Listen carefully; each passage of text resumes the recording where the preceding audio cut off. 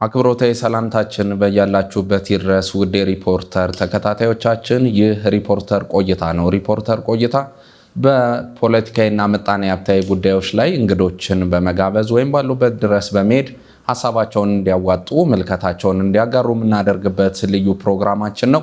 ዛሬም እንደተለመደው እዚህ ስቱዲዮአችን አንድ እንግዳ ይዘን መጥተናል። የዛሬው እንግዳችን በኦሮሞ ሕዝብ የትግል ታሪክ ውስጥ ስሙ በጉልህ የሚነሳው የኦሮሞ ነጻነት ግንባር ከመሰረቱ ዜጎች ወይም ደግሞ ከመሰረቱ ግለሰቦች መካከል አንዱ እንደሆኑ ይነሳሉ።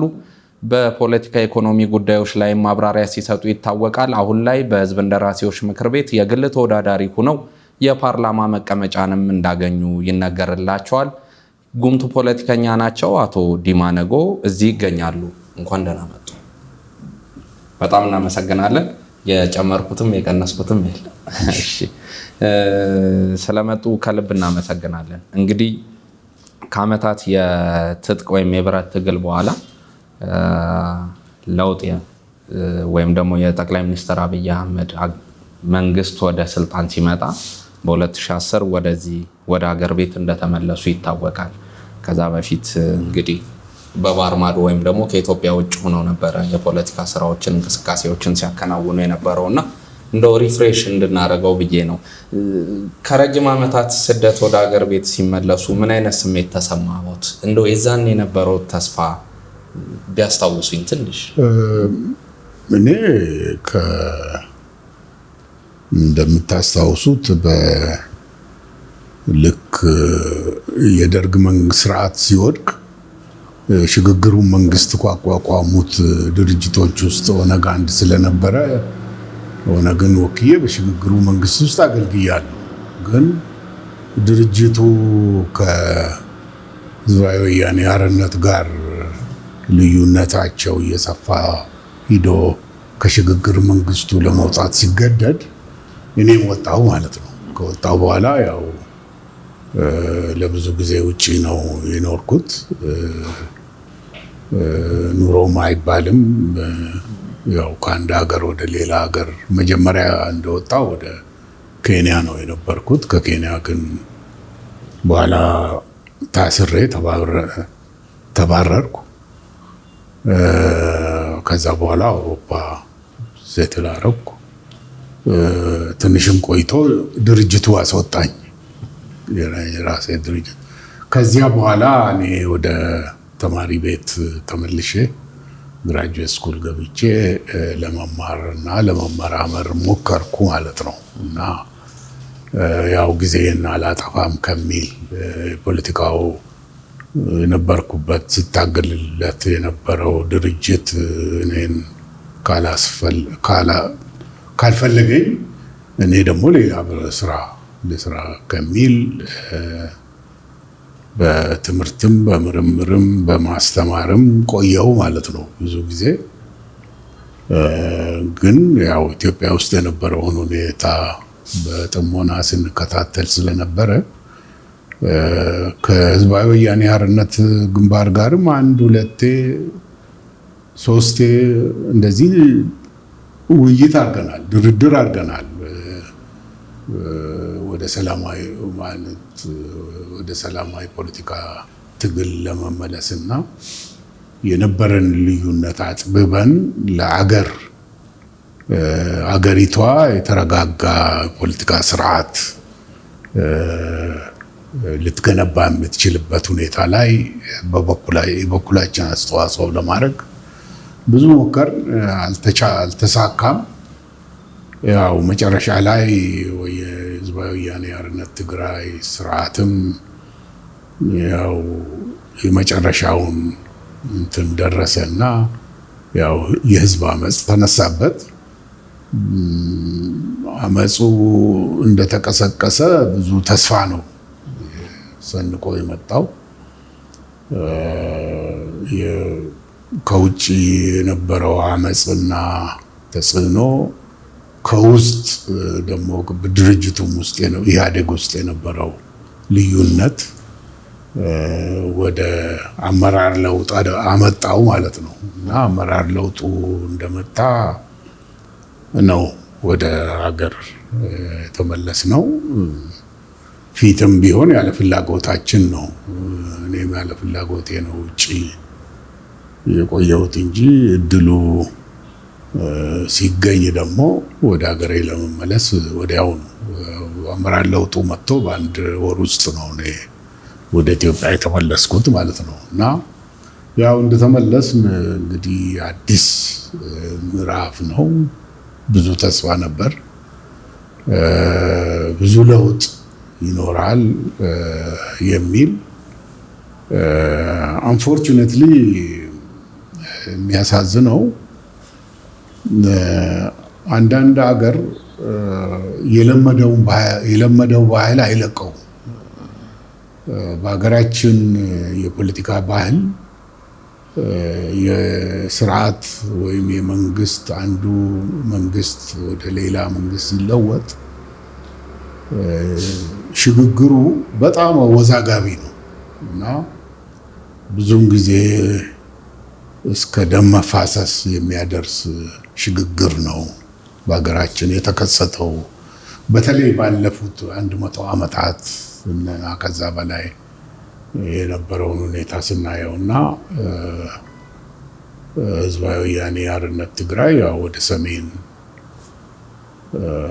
የሀገሪቱ ክፍል ሄዶ እዛ ተሰባስቦ እንደገና ስልጣኑን ለመከራከር ሞከረ። በዚያ ውስጥ እንግዲህ የደረሰውን እልቂትና ውስብስብ ችግር ሁሉም ያውቀው ነው ይመስለኝ። እንደው አያይዘው ያለፉትን 8 ዓመታት የፖለቲካ እንቅስቃሴዎች ታዲያ እንዴት ይገመግሙታል? እንግዲህ ከነበረው ተስፋ ከነበረው ስጋት ወሳኙ የነበረው በዚህ በ8 ዓመታት ውስጥ የማየው አንዱ ያው በሰሜን የተካሄደው ጦርነት ነው። አንዱ ክስተት ትልቁ ክስተት እንግዲህ የፖለቲካ ሽግሽግም አለ። ኢህአዴግም ያው ወያኔን አራክፎ ወደ ሌላ ፓርቲ ራሱን ሪኮንስቲቱት አደረገ።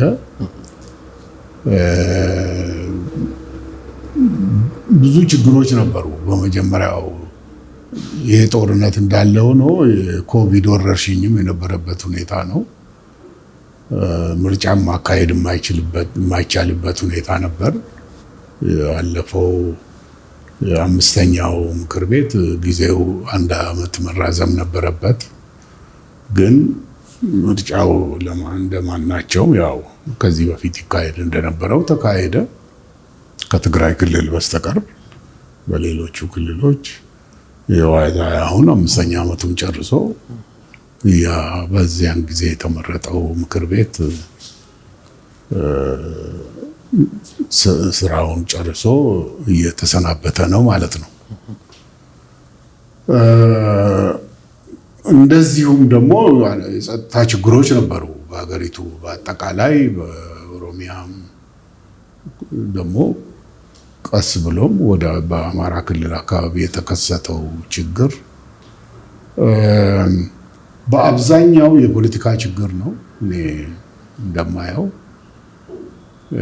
ይህንን ለዚህ ለፖለቲካ ችግር ደግሞ ፖለቲካዊ እና ሰላማዊ መፍትሄ ማስገኘት እስካሁን አልተቻለም።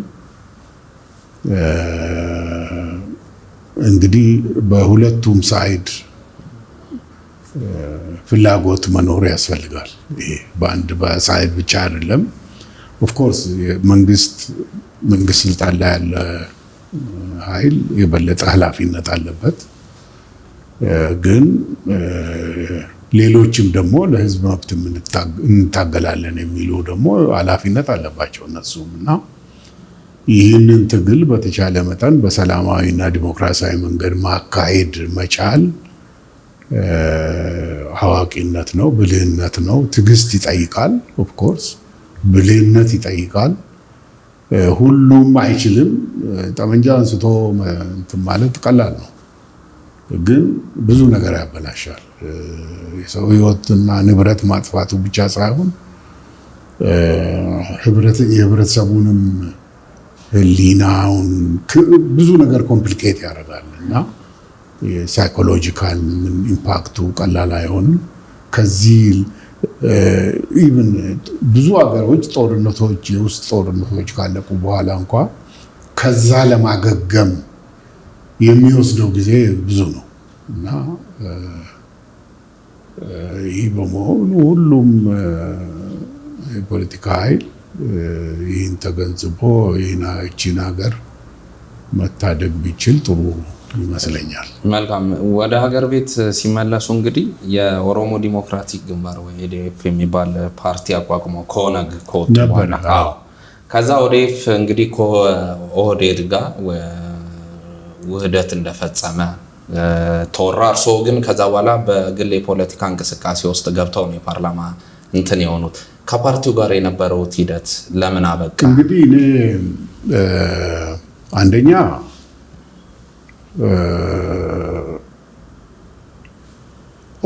ኦዲኤፍ ተቋቋመው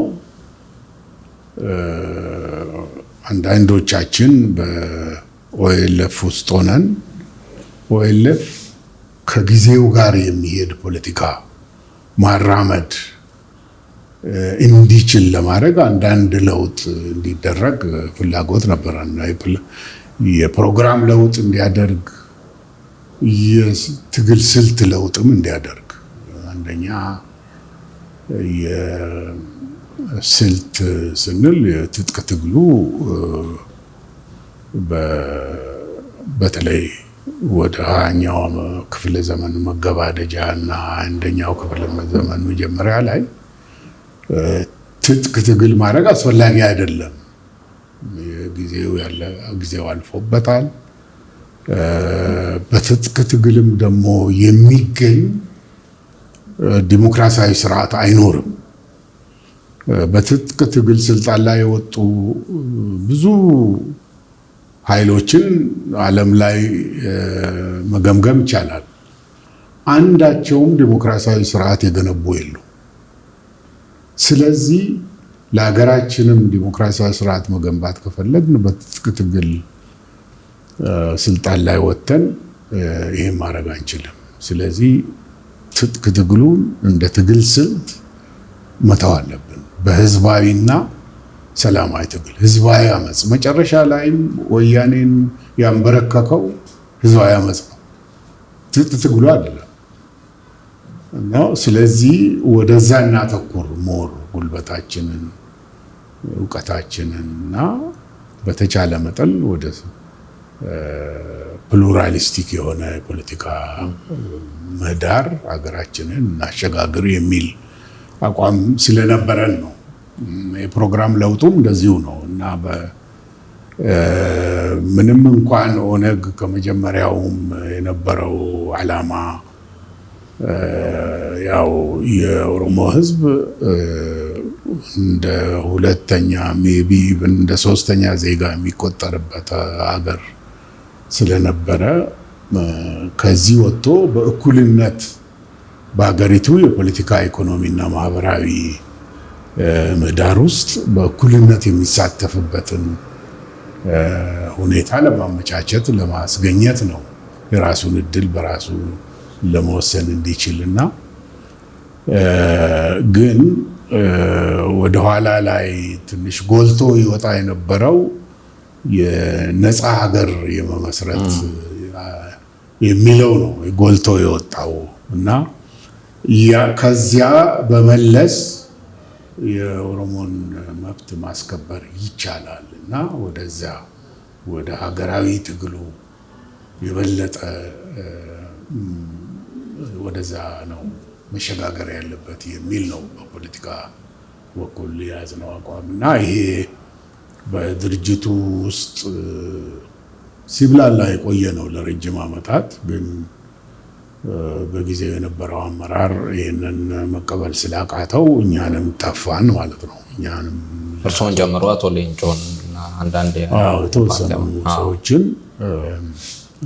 እኔ ቀደም ብሎ ነው ያስወጡኝ። አቶ ሌንጮ እንዳውም ወደኋላ ላይ ነው ያስወጣቸው።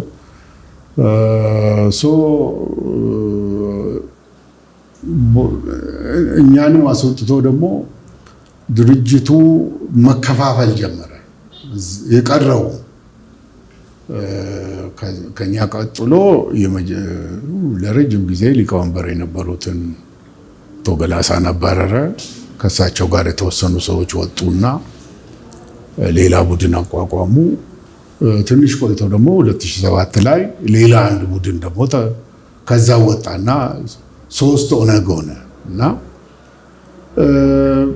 ድርጅቱን የመሰረቱ ለረጅም ጊዜ የነበሩ ሰዎች ተሰባስበን እስቲ ይሄ ሁኔታ ለትግሉም ጥሩ አይደለም፣ ህዝቡንም ሊያጣላ ስለሚችል እስቲ እነዚህ ሰዎች አንድ ላይ መጥተው ያው አንድ ፕሮግራም ይዘው አንድ ስም ይዘው 3 ቡድን ሊኖር አይችልም እና ወይ አንድ ላይ ጉባኤ አድርገው በስምምነት አንድ አመራር አውጥቶ ቢታገሉ ነው የሚሻለው ብለን ወደ ሽምግልና ያዝን። 2 ዓመት በላይ ሽምግልና ከሞከርን በኋላ አልተቻለም። ይሄ ስናደርግ ብዙ ተስፋ የነበራቸው ከሁሉም ቡድኖች በዚህ የሽምግልናው ይሳካል ብለው ተስፋ ያደረጉ ሰዎች እንደ አንድ ነገር አድርጉ እንደዚሁ ልንቀር አንችልም ከሚል ነው ኦሮሞ ዲሞክራቲክ ፎረም ተብሎ ተጀመረ። ፎረሙ ያው የውይይት ነበረ። ለ2 ዓመት ያህል ሰፊ ውይይት አደረግና መጨረሻ ላይ ያው ኦልተርናቲቭ የሆነ ይሄ ከመጀመሪያው ጀምሮ ስናራምደው የነበረውን የፖለቲካ አቋምና ስልት የሚከተል ድርጅት እናቋቁም በሚል ነው ኦዲኤፍ የተቋቋመው እንደ ኦልተርናቲቭ። በዚህ እንዳለ ነው አገሪቱ ውስጥም ለውጥ የተከሰተው ማለት ነው። ለውጡ እንደተከሰተ መጀመሪያ ጥሪውን ተቀብሎ የገባው ድርጅት ኦዲኤፍ ነው። ኦዲኤፍ እንደገባ እንግዲህ የነበረው ተስፋ ትልቅ ነበረ።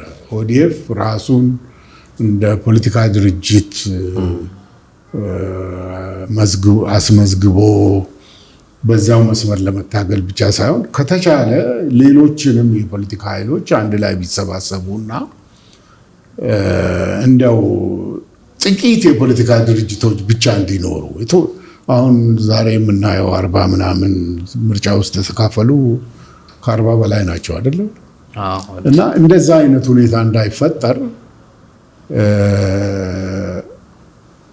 ያው ከኦዲፒ ጋር የመጨረሻው ኦፒዲዮ ስብሰባ ላይ እኔ ተጠርቼ እኔም ንግግር ለማድረግ እድል አግኝቼ ነበር። እዛ ላይ ያው ሀገሪቱ ውስጥ ያለው ፓርቲ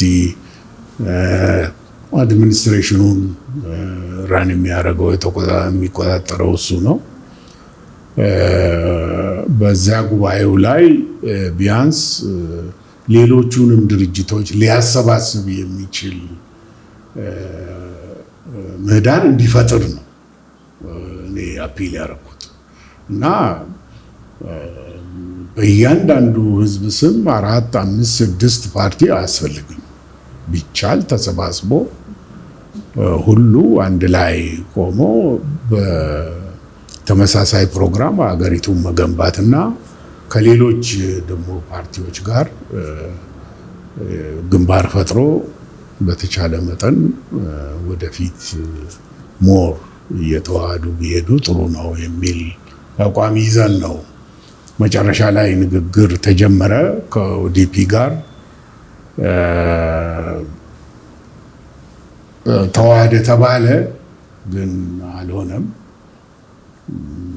ለዚህ ነው እኔ መጨረሻ ላይ ያው እንደ አንድ ግለሰብ በህዝብ ተወካዮች ምክር ቤት ያው ተወለድኩበት አካባቢ ተወዳድሬ የሚቻለውን ስለዚህ በድርጅቱ የፖለቲካ እንቅስቃሴ ተስፋ የመቁረጥ ሂደት እና ግፊት ነው። ከዛ በኋላ እንግዲህ እኔ ሌላ ድርጅት ውስጥ በዚህ ሞክሬያለሁ። በህይወቴ ውስጥ ሌላ ድርጅት ውስጥ አባል መሆን አልፈለኩም። ምንድነው ውህደቱን ግን በዋናነት የሚገባውን የፖለቲካ ግብ እንዳይመታ ያደረገው? እንግዲህ ብዙ ነገር ጊዜም ትንሽ ሰንብቷል። እንደተመኘነው አልተሳካም። ውህደት አልተካሄደም። እነሱም በጊዜው የፈለጉት ያው ለመዋጥ ነው እንጂ በስርዓት ተደራድሮ በፕሮግራም የአመራር ተደራድሮ ውህደት ማድረግ አልተቻለም፣ አልፈለጉም ይመስለኛል። መልካም። ሌላኛው ዶክተር እንግዲህ የኦሮሞ ነጻነት ግንባር ወይም ኦነግን ዓላማ አንግበው ሲታገሉ ከነበሩ መስራች አመራሮች ውስጥ አንዱ እንደነበሩ ይታወቃል። እርስዎና ሌሎች ከኦነግ ተነጥላቸው ወደ ኢፍን በመመስረት ወደ ሰላማዊ የፖለቲካ ትግል መስመር ብትገቡ አሁንም ኦሮሚያ ውስጥ የትጥቅ ትግል እንደቀጠለ ነው የሚታይ ነው በአንዳንድ አካባቢዎች። ምናልባት በትጥቅ ትግል ወይም በብረት ትግል ውስጥ እንዳለፈ አንድ ፖለቲከኛ ይህ መንገድ ወይም የፖለቲካ ስልት የት ያደርሳል? ምንስ መደረግ አለበት የሚለው የትጥቅ ትግል ትንሽ ውስብስብ ነው። ያኔ በኦነግ ይመራ የነበረው የትጥቅ ትግል አይነት አይደለም። ምንድነው? ያኔ ፖለቲካ አመራር ነበረው ኦነግ። እዚህ እንደ ፖለቲካ ድርጅት ተመዝግቦ አዲስ አበባ አለ አይደለም እንዴ? ጫካ ያለው ከሱ የተለየ ነው ማለት ነው። እና የፖለቲካ አመራር የሌለው የትጥቅ ትግል አስቸጋሪ ነው። ፖለቲካል አመራር ኖሮትም ጥብቅ በሆነ ዲሲፕሊን ነው ትግል መካሄድ ያለበት። ያሁኑ የሚካሄደው ትጥቅ ትግል ትንሽ ብዙ ውስጣዊ ብቻ ሳይሆን ውጫዊ ኤሌመንቶችም አሉበት እና ብዙ መናገር አልፈልግም በዛ ላይ። ሰላማዊ የፖለቲካ እንቅስቃሴ ውስጥ ማለፍን አማራጭ አድርጎ እንዳመጣ ሰው አሁን ያለው ወይም ደግሞ ያለው የጸጥታ አለመረጋጋት በተለይ ደግሞ በኦሮሚያ ክልል ያለው የጸጥታ አለመረጋጋት በምን አይነት መፍትሄ ነው መላ ሊመታለት የሚችለው? አሁን ያለው ሁኔታ ሞር እኔ ባለፉት አመታት እንዳየሁት የበለጠ ህዝቡን እየጎዳው ነው። ማለት ህዝቡ በሰላማዊ መንገድ መብቱን እንዳያገኝ፣ ለመብቱ እንዳይታገል፣ እንዳይንቀሳቀስ እንደ እንቅፋት አድርጌ ነው የምቆጥረው። እንቅፋት ሆነዋል። ኦፍ ኮርስ ለሰው ለምን ትጥቅ አንስቶ ለሚያምንበት ዓላማ ታገለ ማለት ያስቸግራል። ሰው በሚያምንበት መንገድ ነው። ግን ጠለቅ ብሎ ሳያዩት ቀርተው ይመስለኛል እና በትጥቅ ትግል ሊገኝ የሚችል መብት በሌላ መንገድ ሊገኝ ይችላል። እንዲያውም የትጥቅ ትግሉ የበለጠ የተራዘመ የተወሳሰበ ብዙ መስዋዕትነትን የሚያስከፍል ነው። ሌላው መስዋዕትነት ሌላውም ሰላማዊ ትግል እኮ መስዋዕትነት አያስከፍልም ማለት አይደለም። መታሰር አለ፣ መሞት አለ። ግን የተለያየ ነው። የሚከፈለው መስዋዕትነት ይለያያል እና ያው እየገነባ ነው የምትሄደው ያንን እና ይሄ እያፈረሰ ነው የሚሄደው ከሚል ነው እና ትጥቅ ትግል ትንሽ የትም ሀገር አወዛጋቢም ነው፣ ውስብስብም ነው። አሁን ያለው ትጥቅ ትግልም ነው ማለትም ያስቸግራል። አንደኛ ፖለቲካል ፍሬምወርክ ያስፈልገዋል። ማንኛውም ትጥቅ ትግል ያለ ፖለቲካል ፍሬምወርክ፣ ያለ ህዝብ ሞቢሊዜሽን፣ በከተማም በገጠርም ያለው ህዝብ አምኖበት ካልሆነ የትም ሊደርስ አይችልም። ሊደርስ አይችልም። እና በተቻለ መጠን እነዚህ በአብዛኛው ወጣት ነው በዚህ ትግል ውስጥ ያለ ወጣቱ በሚያምንበት ነገር ሊሆን ይችላል። ግን ደግሞ ለግል ጥቅማቸው ደግሞ ኦፖርቹኒስት የሆኑ ኤሌመንቶች ደግሞ የሉም ማለት አይደለም። በዛ ስም አሁን በኦነግ ስም የሚንቀሳቀስ እኮ እኔ በኦሮሞ ነጻነት ሰራዊት ለማለት ነው። በዛ ስም የሚንቀሳቀሱ ኃይሎች ብዙ ናቸው። ለፖለቲካ ዓላማ ብቻ የሚንቀሳቀሱ ለኢኮኖሚ ጥቅምም ዓላማቸው የተለያየ ግን ይህንኑ ስም